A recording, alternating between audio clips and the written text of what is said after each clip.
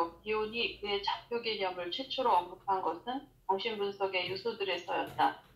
그는 이 아이디어를 그의 책 변형과 두 개의 논문들, 즉 좌표와 분기점과 야생적 타고 길들이기에서 계속해서 발전시켰다. 좌표는 현실 원리에 속하고 프로이트가 2차 과정으로 언급한 요소들을 중재하는 알파 기능의 측면을 나타낸다. 좌표는 상자 또는 네모난 칸의 이미지 또는 수직 방향과 수평 방향 모드로 확장되는 격자를 만들어내는 겹치는 선들로 구성된 수학적 도구다. 그것들은 사고들과 정서대 범주들을 저장하는 사고의 통들로 간주될 수 있다. 변형적 과정 안에 있는 모든 발걸음은 하나의 통에서 다른 통으로 이동하며 수직적인 축과 수평적인 축에 의해 구제된다. 좌표의 수직적 축인 그것이 아래쪽으로 이동할 경우 발달하거나 진화하는 사고들의 점진적이고 변형적인 세련화를 나타내는 반면 수평적 축은 그 사고들을 생각하는 행위를, 즉 사고들이 사용되는 방식을 나타낸다. 그것은 프로이트가 2차 과정이라고 부른 마음의 활동을 나타낸다.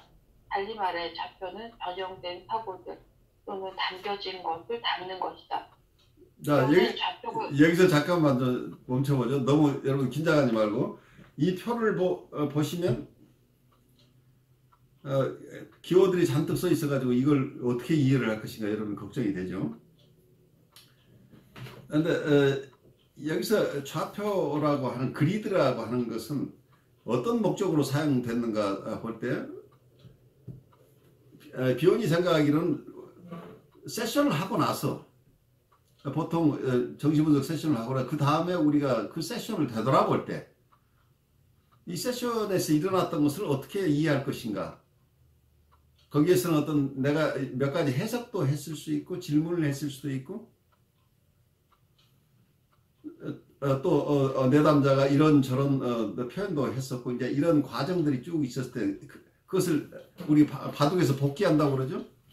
있었던 일들을 이렇게 되돌아보면서 오늘은 주로 내가 베타 요소를 주로 다루었나, 아니면 오늘은 내가 꿈사고 얘기를 쭉 했었네 라고 한다면 그럼 꿈속에 어떤 꿈에 대한 일반적인 얘기를 한 것인지, 아니면 꿈에 일어난 것들을 부정하는 얘기를 한 것인지, 아니면 그 꿈 중에 아주 중요한 것을 잘 드러내도록 도와준 것인지, 아니면 꿈 내용 속에 어떤 것을 꼭 주의해서 보라고 얘기를 한 것인지, 아니면 꿈과 관련해서 여러 가지를 탐구한 것인지, 아니면 꿈의 내용을 아주 잘 해석하는 쪽으로 가서 마무리를 한 것인지, 이래서 생각이 어떤 알파 요소나 베타 요소가 있을 수도 있고 꿈사고나 관념이나 개념이나 이런 것이 있을 때 이것이 말하면 여기서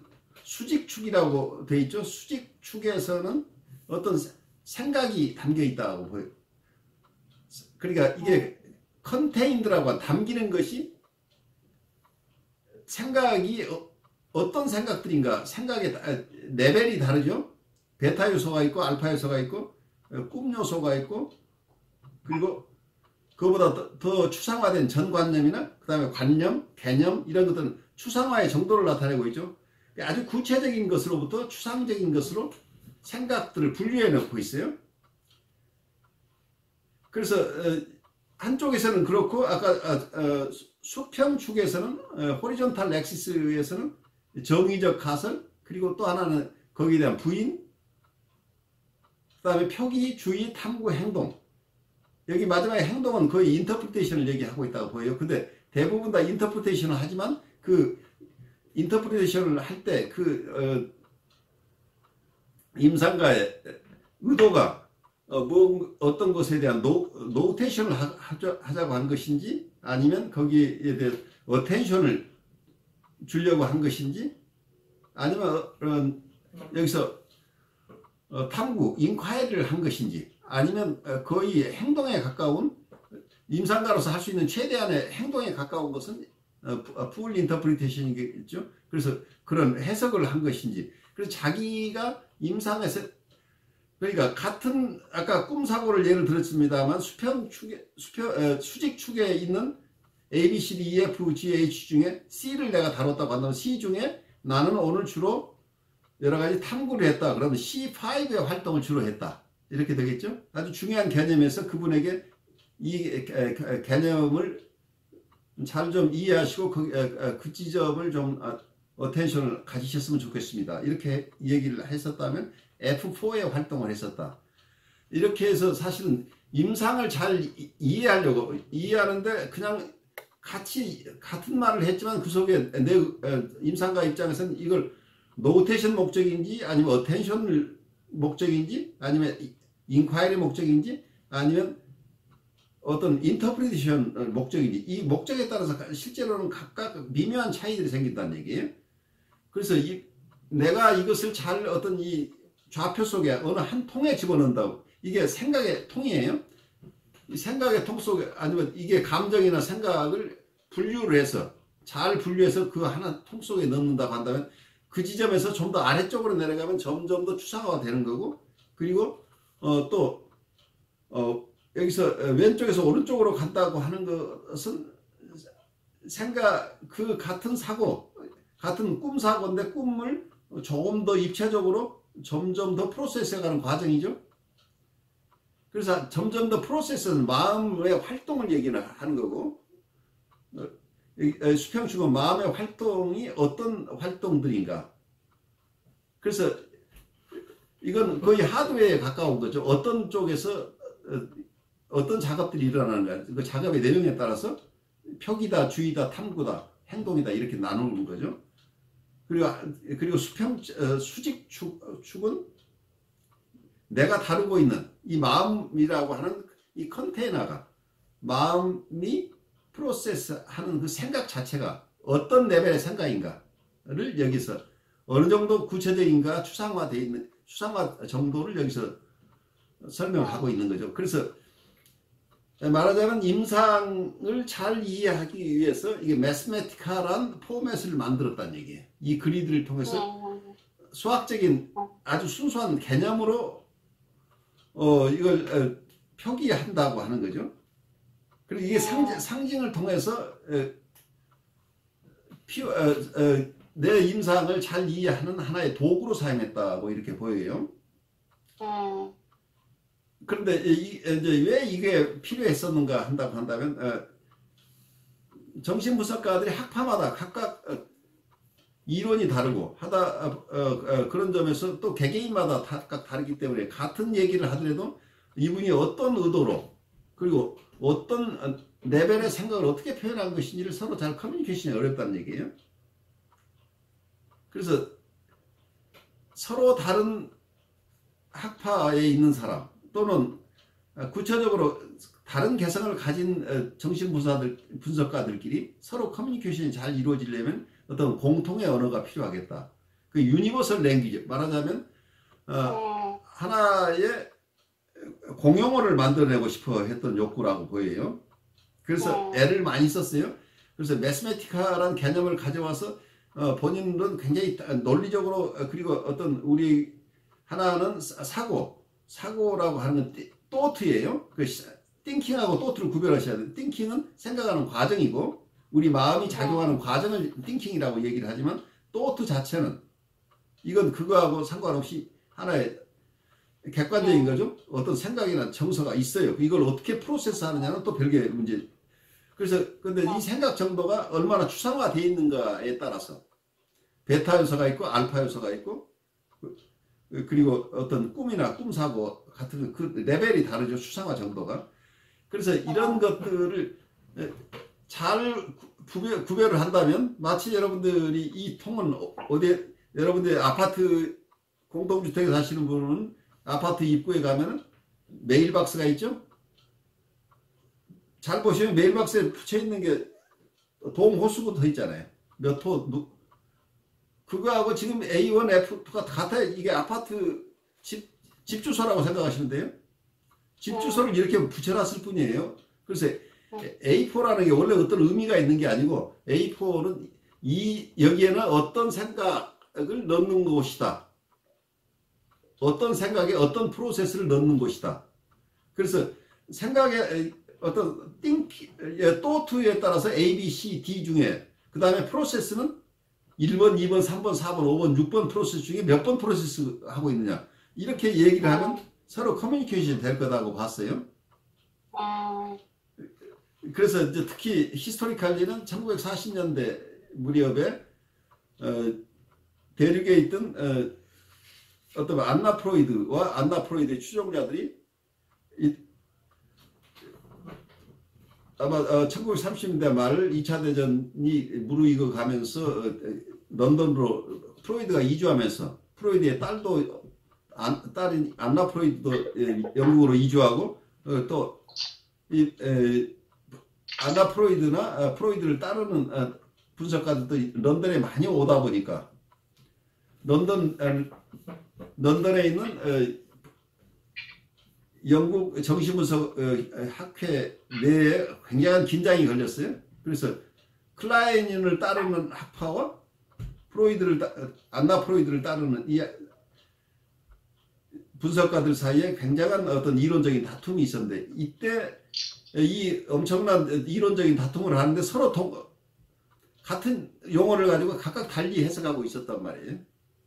그 가장 큰 게 어떤 팬터시라는 개념, 팬터시를 어떻게 이해하느냐는 이고 사이칼리스트들과 대상관계 이론가들은 전혀 다른 어프로치를 하고 있는, 같은 용어지만 전혀 다른 어프로치를 하고 있는데, 그래서 이 어떤 면에서는 정신분석 학계 내에 언어 통일을 하고 싶었다고 봐요. 근데 언어 통일이 되려면 어떻게 돼야 돼요? 언어를 말하는 사람이 정교하게 얘기를 한다고 할 때 이걸 커뮤니케이션할 대상들이 잘 이해해야 되겠죠. 그런데 참 이분이 굉장히 애를 썼는데, 그리고 많은 기여를 하셨어요. 우리가 힘들지만 이 개념을 잘 읽다 보면 납득이 가요. 그런데 우리가 자유자재로 쓰기가 어려워요. 왜 그러냐면 이건 어떤 매스매틱 개념들을 여기 도입을 했는데, 이 수학을 좋아하는 분도 있고 싫어하는 분도 많지 않겠어요? 그래서 비원이 좋아하는 것만큼 이렇게 수학, 특히 여기서 마지막에 나오는 건 대수적 계산법이라고 했는데, 이게 algebraic calculus예요. 그 미적분하기를 얘기하고 있는 거죠. 그 대수적 미적분학, 그러니까 단순한 수학이 아니고, 단순한 계산법이 아니고 과학적인 연역 체계나, 그러니까 굉장히 논리적인 체계를 넘어서 미적분학까지 다 여기에 소화하려고 애를 썼기 때문에 이 개념들을 정신분석 공부한 분들이 이런 매스매틱 기반을 가진 분들이 많지 않은데, 이분이 아주 철저하게 이걸 구별해서 다른 사람 보고 이해하라고 할 때 매스매틱을 잘 이해하지 못한 분들 입장에서는 어떻게 느껴질까요? 여러분들이 만약에 비원이 여러분에게 이런 표를 가져와서 오늘 내가 얘기할 E4에 대한 얘기를 하는데, 여러분 E4에 대해서 좀 설명하세요 하면 여러분이 어떻게 느낄 것 같아요? 지금은 이해가 되는데 그냥 처음에 들어보면 좀 화가 날 것 같아요. 화가 나죠? 남들이 모르는 얘기를 자기가 만들어서 지금 랭귀지를 가지고 와서 여러분은 다 교육을 받으라는 얘기죠. 그래, 다른 정신분석가 입장에서는 자기 나름대로 다 애를 써서 정신분석을 공부해서 비원 못지않게 수련을 했다고 생각하는데, 비원의 얘기를 듣다 보면 자기는 전혀 아무것도 모르는 사람이 되어버리죠. 그래서 어떠면 정신분석가로서 애써온 이분들이 아무것도 할 수 없는 헬플리스한 상황으로 빠져드는 상황이 되어버리죠. 왜냐하면 이런 필요한 논리적인 또는 수학적인 마들을 잘 이해하려고 한다면 굉장히 애써서 내가 이 개념들을 공부하는 시간을 가지지 않고는 바로 이 랭귀지를 쓸 수 없다는 얘기예요. 그래서 포린 랭귀지를 내가 배워야 되는 상황이 되어버린 거죠. 그래서 어쩌면 통일 언어를 만들었다고 하지만 비원 입장에서는 이게 굉장히 큰 기여지만, 이것을 수용해야 될 사람들의 입장에서는 새로운 랭귀지를 배우는 작업이 또 하나 늘어났기 때문에 굉장히 어렵겠죠. 그래서 어떤 이 좌표 이론을 만들어서 애를 썼지만 크게 성공하지 못한 것으로 보여요. 사람들이 다 이걸 수용해내지 못했고. 왜냐하면 커뮤니케이션이 일어나려면 말하는 사람과 듣는 사람이 같은 레벨에 있어야 되는데 듣는 사람은 이걸 처리할 준비가 없이 비오는 혼자 그냥 몇 년씩 이 일을 하고 있었던 거죠. 그러니까 어떤 면에서는 듣는 사람도 좌절이 생기고 말하는 사람도 좌절이 생겨서 어쩌면 이 이론이 충분하게 무르익지 못하지 않았을까 하는 생각이 들어요. 그래서 아마 오늘 발제를 하시다 보면 이 그로트슈타인 스스로도 비혼을 잘 따라가지 못하고 있는 것 같은 느낌? 그래서 어느 지점에서 이렇게 얘기를 해요. 이 이론은 불완전한 이론입니다 라고 고백해요. 그래서 어떠면 비혼 얘기를 그대로 잘 우리에게 전달하기보다 그로트슈타인이 자기 나름대로 이해해가지고 바로 이건 이렇게 생각합시다 라고 이제 거기서 자기 이론을 얘기하기 시작해요. 그러다 보니까 또 하나는 우리 입장에서는 어떻게 돼요?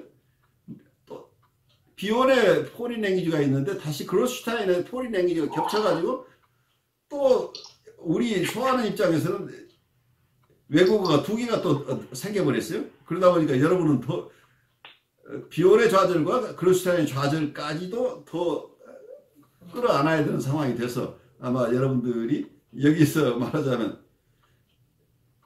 이 좌표의 넘버 2 칼럼, 그 푸시 칼럼이라고 얘기를 하죠. 이 저항의 칼럼이에요. 여기에 걸려버렸죠. 그래서 여러분들이 다 힘든 상황에 있다는 이 넘버 2 칼럼 상황에서 우리가 헤매고 있다고 이해하시고 네. 이제 발표 계속 하시죠. 네. 비오는 좌표가 의식을 획득했거나 의식이 출현하는 상태에 있는 전 의식적인 사고들과 정서들에 적절하게 적용될 수 있다고 보았다. 비록 그는 오로부터 오는 무의식적인 베타 요소 인상들을 중재하는 알파 기능의 측면이 그 자체로서 하나의 좌표를 구성한다고 공식적으로 간주하지는 않았지만 나는 그가 그렇게 생각했다고 본다. 왜냐하면 알파 기능은 야생적인 베타 요소들을 분류하는 격자판으로 사용되기 때문이다.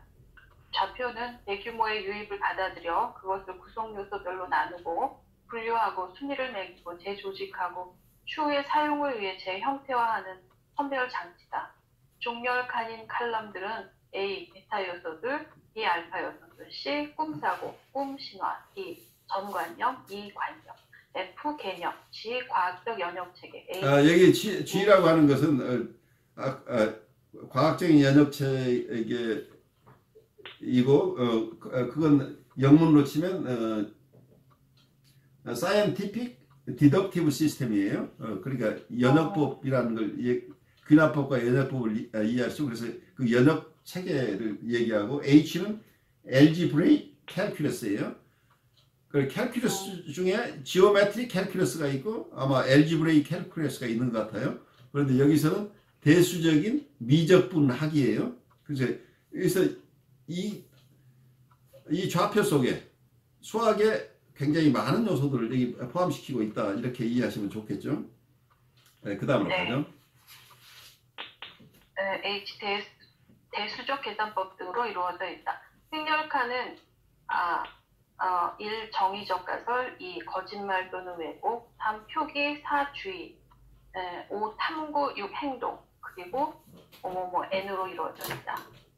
좌표의 왼쪽 칼럼들의 여기에 N이라고 하는 것은 뭐예요? 여러 가지 것들이 더 있을 수 있다는 여지를 남겨둔 거죠. 네, 이 열거된 항목들 A, B, C 등의 좌표의 소프트웨어 그리고 또는 담기는 것으로 생각될 수 있고 반면에 좌표의 위쪽 칸들에 열거된 항목들은 하드웨어 또는 담는 것으로 생각될 수 있다. 비오는 좌표의 왼쪽 칼럼을 발생학적 칸이라고 생각했는데 그 이유는 그것이 사고의 발생학을 설명하는 반면 좌표의 위쪽 칸에 열거된 것들은 이런 사고들을 마음이 사용하는 방식, 즉 마음이 그것들을 또는 그것들에 관해 어떻게 생각하고 그것들에 대해 어떻게 행동하는지를 설명하기 때문이다. 사고의 축을 따라 앞으로 나아가는 것은 구체적인 사고에서 추상적인 사고로 이동하는 것을 말한다. 여기서 조금 봐야 될 건 사고의 축을 따라 앞으로 나간다고 그랬는데 이거 아래로 나간다고 표현해야 돼요. 상하로 내려가는 거죠. 그 원문에는 어떻게 나와 있냐면 as one progresses down the axis of thought예요. 그 down이라는 게 이게 사고의 축을 아래쪽으로 내려가면 그런 얘기예요. 네. 추상적인 사고로 이동하는 것을 말하자. 아이디어나 사고들은 그것들이 점진적으로 더 추상적인 것이 될 때, 그것들보다 구체적인 형태를 특징짓는 연상들의 그림자로부터 자유로웠을 때, 복잡한 사고 조직을 위해 더 잘 적용될 수 있게 된다. 다른 말로 그것들은 더 높은 수준의 생각과 초월적인 생각을 위해 사용될 수 있는 중립적인 숫자와 같은 것이 된다. 이유는 본래 서로 다른 학파에 속한 분석가들이 의견의 일치에 도달하는 데 도움을 줄 수 있는 정신적 삶을 과학적으로 논의할 수 있는 방안을 발견하기 위해 좌표를 만들었다. 그는 영국 정신분석 연구소 내의 클라인 학파와 프로이드 학파 사이의 분쟁을 보며 그런 생각을 했다.